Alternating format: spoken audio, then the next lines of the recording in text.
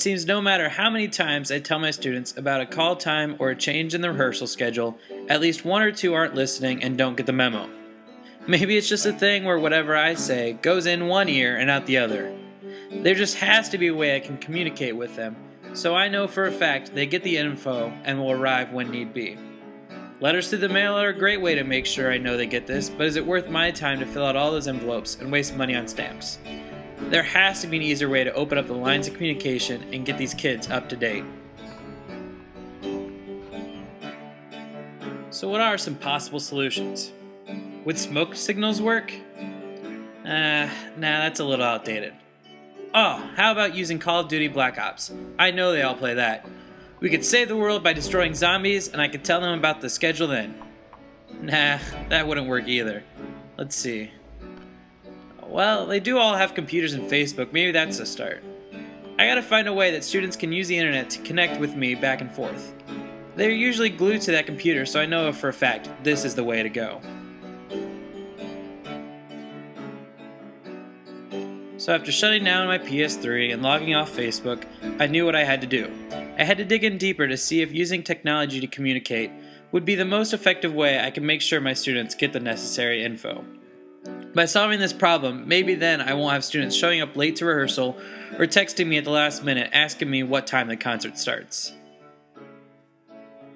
As I researched technology and communication, it was evident to me how simple and effective using the internet can be to communicate with students and create an online relationship that would not only help my program, but allow my students to become better students by making it easier to communicate with me and each other. Not only could they interact with each other in a public forum, but the feedback could be given instantly. No more waiting days for a letter to return back, but a simple click of the mouse can provide a response back.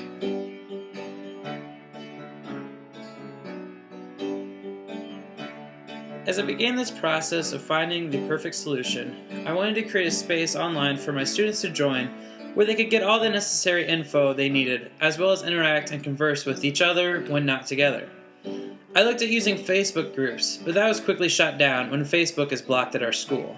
It had to be something that is similar to Facebook that the kids would enjoy using while still being able to access it at school. The key to my problem was Schoology, an online learning management system that looks a lot like Facebook but can do so much more for the classroom. I began looking around to find all the features of Schoology, finding the ones which would be most beneficial to me.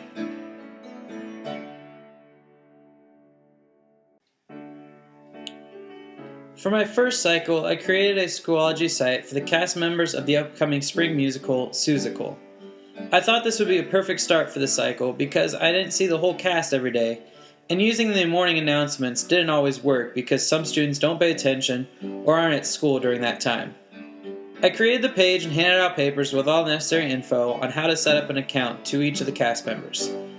Out of a cast of 50, sadly I only had 1/4 of the cast sign up for Schoology and follow the site. I gave daily reminders to sign up and still no such luck. I continued to use the site for those who had signed up, offering daily reminders of who was rehearsing that night and other important info such as ticket sales and set construction dates. I also used the site to post videos of rehearsals and videos of other schools' productions to give my students a view at how other schools did certain scenes and what their costumes looked like. At the end of the week, I would ask students to post some good things and things that still needed to be worked on for the show. This really allowed those few students to interact with each other and bounce ideas off one another on how things could be done differently. Although this wasn't for a particular class, learning still took place by interacting with each other and being able to talk about production concepts online. Ultimately, this first cycle wasn't a complete failure, but I thought it would have worked out a little bit better in the end. I really got to take a look and revamp for the second cycle. Okay, so second cycle rolls around and I really feel as if I have all my ducks in a row now. I really thought about how I could use Schoology effectively and what benefits I wanted out of it. First, I wanted a way to communicate with my class, in case they missed that day or just wanted to refresh what we went over. Secondly, I wanted to extend the classroom setting to the internet, allowing for learning to take place online and not just inside my class.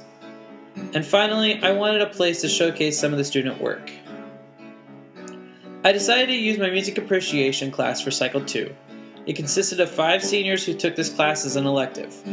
I had them all take a survey with Google Docs to get their input on the internet and how it should be used. I wanted to see how often they use the internet and for what purpose. I made an assignment that they all must sign up for Schoology, as it became a part of their weekly grade for them. Working through the semester, I really saw how Schoology changed the classroom setting and the actual learning taking place. My students were more motivated when I asked them to complete an assignment online, and were always checking Schoology on a daily basis.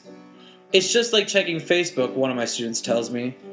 I posted a weekly discussion board for the students to complete, as well as offer reviews online and a forum to discuss trends in popular music these days. Living in Ohio, we always had to deal with snow days. This was no problem for my music appreciation class, who never fell behind. During those snow days, I could still hold class online through Schoology. I would post a video either of me or of a performance or other video, and would have the students watch and discuss the video using certain prompts I had given them. We could spend the whole day going back and forth on the wall discussing the video, talking about music, while being snowed in our homes. Of course there was time to make a snowman or two on those days, but nonetheless learning was still taking place. With using Schoology, I had a place I could showcase the talent of students after they had created their own songs. They were able to upload a video of them performing and post it right on the class page for everyone else in the class to see. I was really pleased with how the second cycle went. It seemed that Schoology could be used to communicate back and forth with my students and also enhance the learning that was taking place not only in my classroom but also at home with my students. So looking into the future, where do I take it from here? I learned a lot of things about using the internet to communicate with my students. Some things worked out really well, some things not so much. I still plan on using Schoology for my regular classes like music theory, music appreciation. I think this worked out well and is a great LMS to use in the classroom. For my non-traditional classes like the musical and high school choir, I plan on creating a Facebook page so that students can keep up to date with the announcements that I have for that. Not only can the students use this Facebook page, but I can also have parents who also use Facebook stay in touch with me and the music department and what we're doing throughout the whole entire year.